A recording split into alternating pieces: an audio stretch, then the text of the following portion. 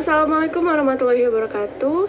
Di sini saya Devi Puspitasari, NPM 2016-041029 dari kelas reguler A, Ilmu Administrasi Negara Angkatan 2020, akan menyampaikan materi mengenai kebijakan dan kelembagaan, pembangunan kapasitas pendidikan tingkat menengah untuk menyongsong era disrupsi 4.0 di Provinsi Lampung, sebagai tugas ujian akhir semester, mata kuliah implementasi dan evaluasi kebijakan publik.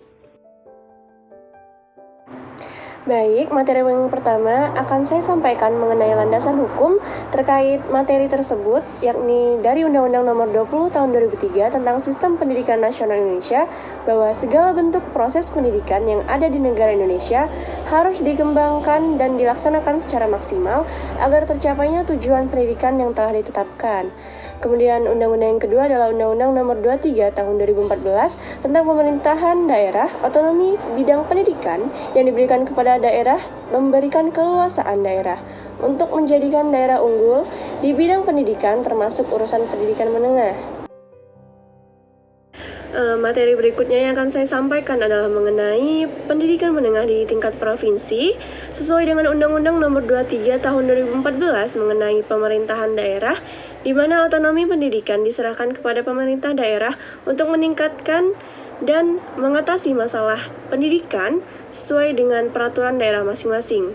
Sisi positif dari pengalihan pendidikan tingkat menengah ke provinsi agar alokasi anggaran di kabupaten tidak harus digunakan untuk pendidikan menengah, tetapi bisa mengatasi program bantuan lain atau dana bagi sumber daya manusia atau tenaga pendidik.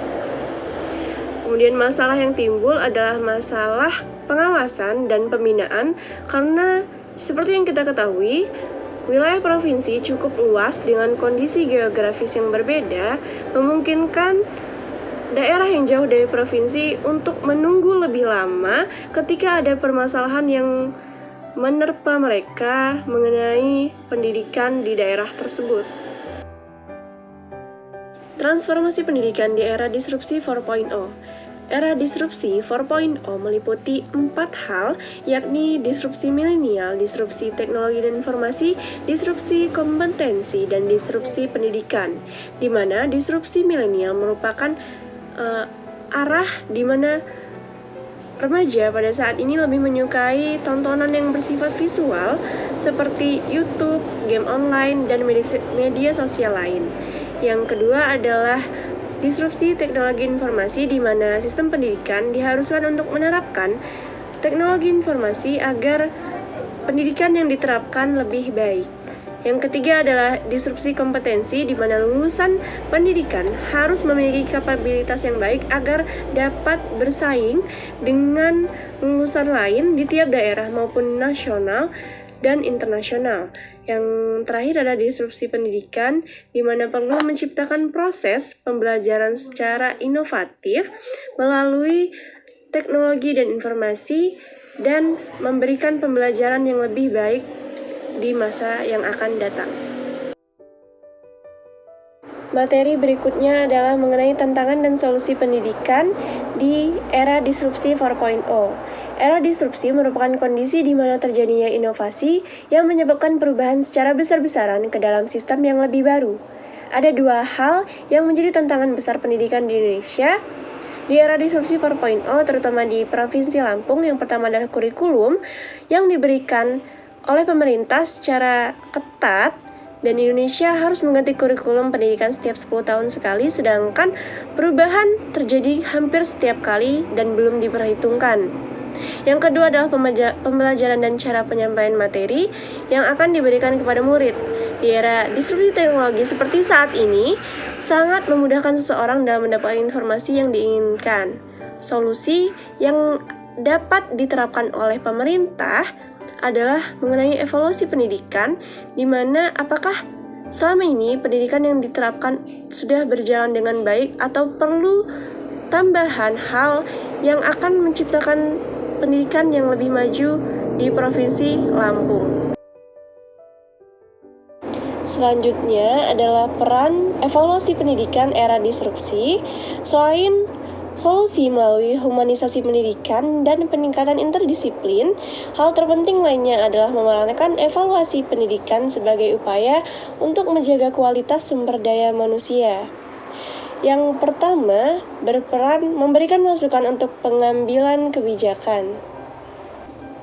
Masukan ini dapat berperan agar terbitnya kebijakan yang akan datang dapat efektif dan sesuai fakta yang terjadi di pendidikan di lapangan, terkhusus di Provinsi Lampung. Yang kedua adalah perbaikan proses pendidikan.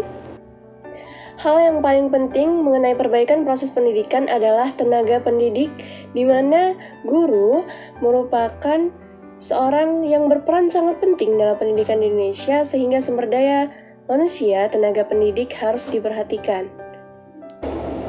Peningkatan kapasitas dari tenaga pendidik harus diikuti oleh seluruh kalangan dan didukung dengan sepenuh hati. Yang terakhir adalah hasil pendidikan, di mana hasil pendidikan tidak hanya berpacu pada hasil pendidikan secara kompetensi, tetapi juga moral dan sosial. Baik, materi selanjutnya sekaligus yang terakhir adalah pengembangan kapasitas pendidikan di Provinsi Lampung yang harus memperhatikan beberapa aspek. Yang pertama adalah misi dan strategi, di mana misi yang kita ketahui adalah untuk menyongsong era disrupsi 4.0, dan strategi yang diberikan atau yang disusun oleh pemerintah Provinsi Lampung harus dapat menyelesaikan tantangan-tantangan pendidikan di Provinsi Lampung dengan cara yang baik. Selanjutnya adalah planning, di mana tahap perencanaan ini untuk merencanakan secara baik pengembangan apa yang tepat agar untuk menyongsong era disrupsi 4.0 dapat berjalan dengan baik.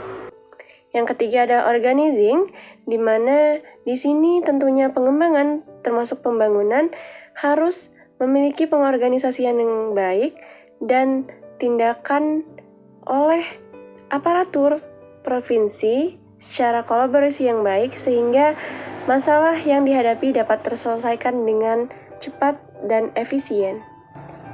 Yang keempat, coordinating atau berkoordinasi dari organisasi-organisasi yang terkait sehingga strategi yang diterapkan dapat berjalan dengan lancar. Tentunya memperhitungkan sumber daya manusia dan sumber daya keuangan di Provinsi Lampung agar misi tersebut dapat dicapai dengan mudah. Kemudian yang terakhir adalah sarana dan prasarana, merupakan aspek yang paling penting di mana pembangunan dan pengembangan seharusnya memikirkan sarana dan prasarana yang ada di provinsi tersebut, sehingga pengembangan kapasitas pendidikan menengah dapat berjalan dengan baik, tentunya dapat menyongsong era disrupsi 4.0 secara lebih efektif dan cepat. Demikianlah materi yang dapat saya sampaikan, lebih kurangnya saya mohon maaf. Wassalamualaikum warahmatullahi wabarakatuh.